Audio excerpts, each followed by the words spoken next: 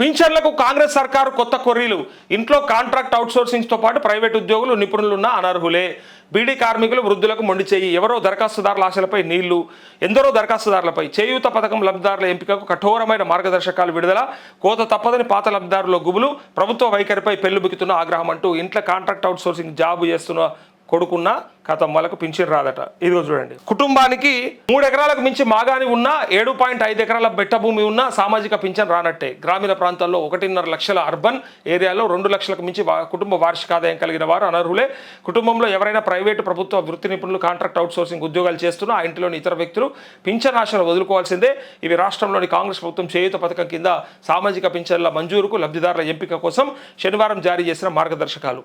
15 నుంచి 2.25 లక్షల మందికి కొత్తగా పింఛన్లు మంజూరు చేస్తామని ఘనంగా ప్రకటించిన ప్రభుత్వం కొర్రీలు పెడుతూ కఠినమైనటువంటి నిర్ణయాలు తీసుకొని ఉన్నోళ్ళకి రాకుండా కొత్తోనికి ఇయ్యకుండా. చూడురిగా ఎంత బ్రహ్మాండంగా ఇప్పుడు ఉన్నోళ్ళకి రాకుండా కొత్తలకు ఇయ్యకుండా మార్గదర్శకాలు విడుదల చేయడంపై దరఖాస్తుదారులు, లబ్ధిదారులు ఆగ్రహంతో రగిలిపోతున్నారు. అర్హులందరికీ పింఛన్లు మంజూరు చేస్తామని చెప్పిన ప్రభుత్వం ఆచరణలో మాత్రం అందుకు విరుద్ధంగా వివరిస్తోంది. ఇప్పటికే 2.5 ఏళ్లలో సుమారు 2.5 లక్షల మంది లబ్ధిదారులను తొలగించింది. అంతటితో ఆగకుండా మరింత మంది కోతలు పెట్టేందుకు సిద్ధమైంది.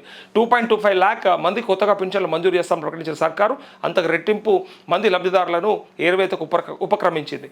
ఇది మార్గదర్శకాలు. గ్రామీణ ప్రాంతాలలో ఊర్లలో ఉండేటోళ్ళు 1.5 లక్షల వార్షిక ఆదాయం అంటే సంవత్సరం 1 లక్షన్నర సంపాదించి అంతకంటే ఎక్కువ ఉండకూడదు. అర్బన్ ప్రాంతాల్లో 2 లక్షలకు మించి కుటుంబ వార్షిక ఆదాయం కలిగిన వారు అనర్హులేని ప్రభుత్వం ఇచ్చిన మార్గదర్శకాల్లో పేర్కొంది.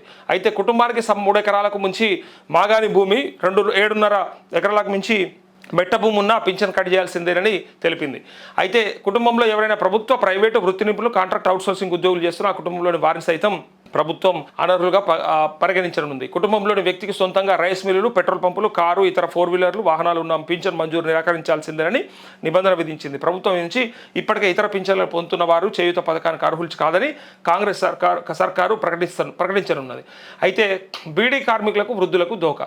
కొత్త పింఛన్ల మంజూరులో బీడీ కార్మికులు, వృద్ధులు, టేకేదారులు, ఎయిడ్స్ బాధితులు, వృద్ధ కళాకారులను ప్రభుత్వం విస్మరించింది. ఈ నెల 15 వితంతువులు, ఒంటరి మహిళలు, దివ్యాంగులు, గీత నేత కార్మికులు, పైలేరియా బాధితులు, డయాలసిస్ రోగులు మాత్రమే మంజూరు చేస్తామని ప్రకటించింది. ఈ అర్హత కలిగిన వారే శనివారం నుంచి పంచాయతీ వార్డు కార్యాలయాల్లో దరఖాస్తు చేసుకోవాలని పేర్కొంది. వీరికి కూడా పాత విధానంలో 2016 చొప్పున మాత్రమే నగదు అందజేస్తామని ప్రకటించింది. అంటే ఇప్పట్లో పింఛన్ పెంచబోమని చెప్పినట్టయింది. అర్హులైన దరఖాస్తుదారుల గుస్సా. సర్కారు వైఖరిపై పింఛన్ కోసం దరఖాస్తు చేసుకుని 2.5 ఏళ్లుగా ఎదురు చూస్తున్న ఎందరో దరఖాస్తుదారులు ఇప్పటికే లబ్ధి పొందుతున్నవారు తీవ్ర ఆగ్రహం వ్యక్తం చేస్తున్నారు. అధికారంలోకి రాగానే 2018లో జూన్ 2ను కటాఫ్గా పరిగణిస్తూ పీఎఫ్ ఉన్న బీడీ కార్మికులందరికీ పింఛన్లు ఇస్తామని ప్రకటించి ఇప్పుడు మోసం చేసిందని బీడీ కార్మికులు మండిపడుతున్నారు. 32 నెలల నుంచి ఊరించి దగా చేసిందని బగ్గుమంటున్నారు. 57 ఏళ్ళు నిండిన వృద్ధులందరికీ కుటుంబంలో ఎందరున్నా అప్పుడు ఏం చెప్పారంటే ఎందరున్నా పింఛన్లు ఇస్తామని హామీ గుప్పించి ఇప్పుడు దోకా చేసిందని ఆగ్రహం వ్యక్తం చేస్తున్నారు. సర్కార్ నిర్ణయంతో ముఖ్యంగా వృద్ధులై ఒకరు మరణిస్తే అర్హత కలిగిన మరొకరు పింఛన్ కోసం 2.5 ఏళ్లుగా దీనంగా ఎదురు చూస్తున్నారు. కేసీఆర్ హయాంలో 44.70 లక్షల మందికి ఆసరా పింఛన్ ఇచ్చామని చెప్పి 1000 రూపాయల చొప్పున నగదు అందజేసిందని ఫస్ట్లా. తర్వాత బీడీ కార్మికులు 2017లో ఒంటరి మహిళలు, 2018లో బోధకాల బాధితులకు, 22లో డయాలసిస్ పేషెంట్లు, 23లో బీడీ టీకాదారులకు లబ్ధిదారులుగా చేర్చింది. రెండోసారి అధికారంలోకి రాగానే పింఛన్లు 2016 రూపాయలు చేసి దివ్యాంగులకు అదనంగా 1000 అందజేస్తూ వచ్చింది. ప్రభుత్వం నుంచి దిగిపోయే నాటికి అంటే 23 నాటికి ఇక వాళ్ళ లెక్క ఏదైతే ఇచ్చిండ్రో వాళ్ళు చెప్పుకోవడానికి ప్రయత్నం చేశారు. ఇది మొత్తానికి ఇప్పుడు వచ్చినటువంటి ఈ కొర్రీలతోని చాలామంది అర్హత కోల్పోనున్నారు.